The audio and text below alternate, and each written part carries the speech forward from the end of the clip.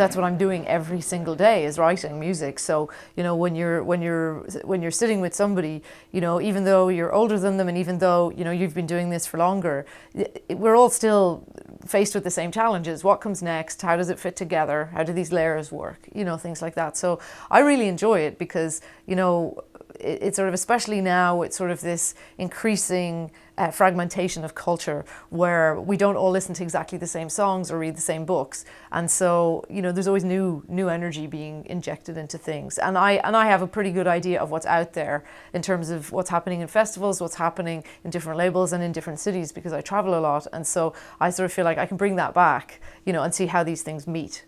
I really like that. I mean, all the lecturers are practitioners. A couple of them write also, but everybody plays, conducts, composes in some way. Yeah, it's cool. We're all researchers. Brunel is a research-intensive university, so I like to say you're working with professionals or out in the profession. I've done a zigzag route over the years. Started as a classical musician, and I like to say sometimes in more flippant moments that I've spent the last 25 years trying to undo being a classical musician. It's not strictly as simple as that, but I've enjoyed working with other kinds of music, other kinds of musicians as well, jazz musicians, pop musicians, singer-songwriters, electronic musicians, and also with, you know, other art forms like dance, theatre, poetry. You're not dealing with theorists, you're dealing with real workers who have big national and international careers. And yeah, they're all practitioners. We call that research practice-led research. So we practice, then we examine it. We don't just look at cold manuscripts and make intellectual judgments. We are doing stuff, and then we use that learning and that craft to bring back into the teaching. People that are making the music are actually teaching the music, which is an interesting aspect of any kind of creative course. So it's a very sort of practical, hands-on, project-based way of studying music, which I think is, for musicians, is much more important. Yeah, it speaks more. This for me has always been the best way of learning art. I think we're all professionals. That's the other thing, is so that we're active, you know, in terms of having performances, being out there in the real world, seeing what the landscape is like, and adjusting what we're teaching our students to fit that. So, for example, you know, I'll do everything from sort of, you're sitting with somebody and you're saying, okay, what do you like to do? What do you want to do? Okay, let's try, and you work out this program that's very individual to them. But at the same time, you're thinking, okay, this sort of work that they're doing, maybe we can get it programmed here. Or, you know, maybe they should change the notation of this because it's more likely that that piece might work here, you know, with this ensemble or this competition or something. So I think that we pride ourselves on that sort of constructive approach, that sort of individual, almost boutique or bespoke, you know, approach, and I think that's why we get students that work in so many different arenas, and they go out feeling very confident.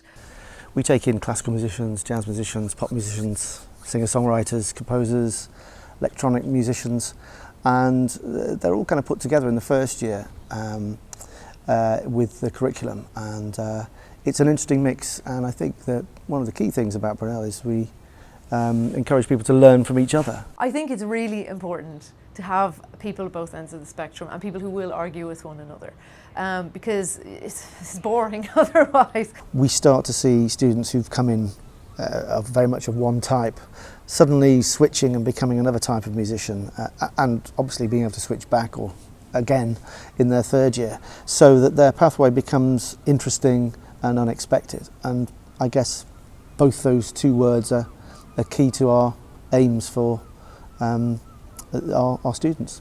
We're not spending a lot of time, in general, not spending a lot of time on repertoire. I mean, you do learn repertoire, but you're not going to spend your life learning how to write Debussy or learning how to write Bach.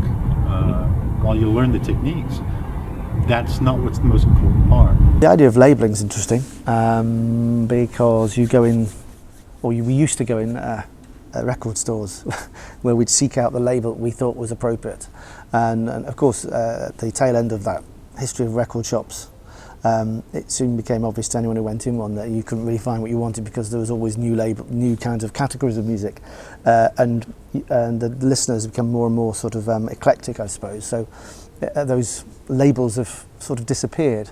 They've disappeared in the shop, and I think they've also disappeared largely in a lot of people's thinking. And I think at Brunel we would encourage that even further, because there's nothing to stop a DJ musician getting involved, scoring out for a string quartet if they're able to, and we would encourage that and think actually that might be a much more interesting string quartet. The idea is that we're looking at the students and we're saying, you know, how can we construct what they need to learn? How, you know, we're always responding to their needs. And I think this is something that people want more and more and more, especially with the growth of online education. The fact that, you know, you can be in a room with somebody who's listening to you and saying, okay, you're interested in this. Have you heard about this, this and this? And okay, you want to do this, so why don't we try this and learn this piece of software, or, you know, check out this artist's work. I think that that's something that's valued even more, because you're not going to get that in a MOOC, you know, these huge online courses. Introducing students to things they may not have heard before is one of our kind of key linchpins of teaching, so that they're starting to question what that music is. I do think we're probably, you know, our approach is, it's quite progressive in that way, because we are really trying to just sort of focus on that individual development. And the new undergraduate structure that we have really reflects that, with these sort of people come in and they do everything, and then there's these increasing levels of specialization as they progress, so that the hope is, you know, people who are terrified of a computer come in and then end up being sonic arts, you know, major, because they think, oh, I can do this. There's nothing sanitized or overly organized or, you know, cookie cutter. There's nothing like that about here. It is very much individualized, and I like that. Certainly, there's no house style. That I'm not encouraging everybody to do something like that, but not like that. We're dealing with kind of core issues. We're dealing with things about, if you've got material, what makes it sort of interesting. What can you do with your material once you've got it? What's appropriate to do with that material, given the instrumentation? Conservatoires are wonderful places, but you're in a building that there's no other people except musicians. And I think it's good to be in an environment, you know, to sort of have all those other people around you, just rubbing elbows with them, you know. And it means that when you go to the library, there's, you know, you have access to books that you wouldn't have in a conservatoire library. So I think that is good.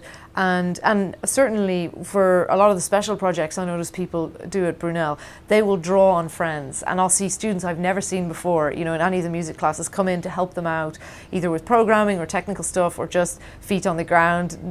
It is frameless, but there is guidance through this frameless world. And that's what we're doing. And I think the challenge is you have to be on your toes. You can't phone it in. You know, we all had classes, all of the instructors here, where we had, you know, lecturers who came in and read from the same typewritten notes they'd been teaching from for 20 years, and that's not the model now. And I think that's great. I'd rather be in this sort of environment where I feel I'm learning and I'm thinking all the time. It's not all a sort of free form, you know, let's go and make something and do it. But there is a lot of emphasis on people trying to find their own voice, I guess. Bit like, in that sense, kind of an art course.